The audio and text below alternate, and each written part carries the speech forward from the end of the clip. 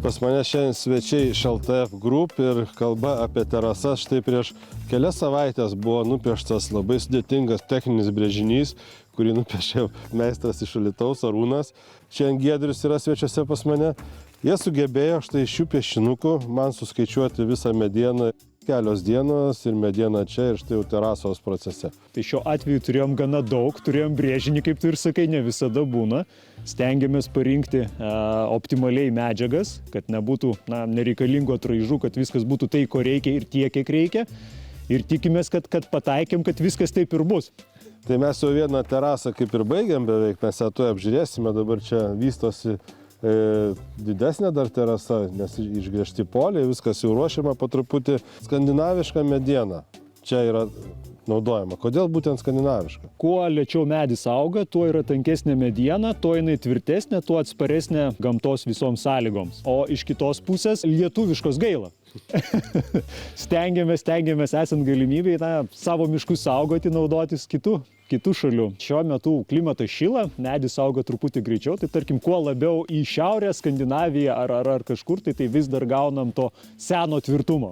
Kalant karkasą mes nusidažėm lentas, kad jau patogiau būtų ir dar, nors jos impregnuotos, bet dar Taip, šiuo atveju lentos buvo impregnuotos, kad būtų apsaugotos nuo puvimo, nuo vabalų, nuo kažkokių kenkėjų, bet papildomai, jeigu dėl vizualinių grožio reikalų, galima dažyti kažkokią spalvą, kuri labiau tinkama prie dizaino. Štai Giedriau, čia tas antrasis brėžinys subtilus ir čia jinai beveik baigta. Tikrai taip kaip brėžinį ir truputį geriau.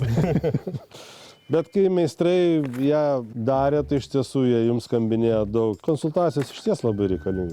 Rekomenduoju pasikonsultuoti, parenkant medžiagas, parenkant ilgius lentų, storius, pločius. Taip yra svarbus vizualiniai reikalai, bet lygiai taip pat ir konstrukcijos tvirtumas ir viską reikia įvertinti. Tai dažniausiai tariantis, konsultuojantis gaunasi geriausias rezultatas. Aš galiu įrodyti, kad tai puikus rezultatas, nes aš nesakysiu, kiek aš sveriu, įsivaizduokit, kad esu kažkur virš centnerio, ten plius minus. Tai štai jinai yra visiškai tvirta, aš galiu šokinėti ir jinai jokio judesio nėra, tikrai labai tvirta. Taip, skaičiuota ne vienam žmogui, o viso vakarėlio ten išbandymai, tai tikrai turėtų būti tvirta, ilgaamžė ir svarbiausiai graži. Tai su kokiais 5 draugais, užnešęs čia 5 centnerius svorio, aš čia galiu ramiai jaustis ir tiesiog mėgautis. Esu įsitikinęs, kad tikrai taip. Didelės idėjos, dideli daiktai dažniausiai gimsta iš kažkokio minimalaus brėžinio ir svarbiausiai minties galvoj. Tai Giedriau, kadangi viena terasa baigta, kita dar procese ir dar gal man tų minčių kils, kol žmona nežino nieko, tai aš bet kada jums skambinsiu ir konsultuosiu.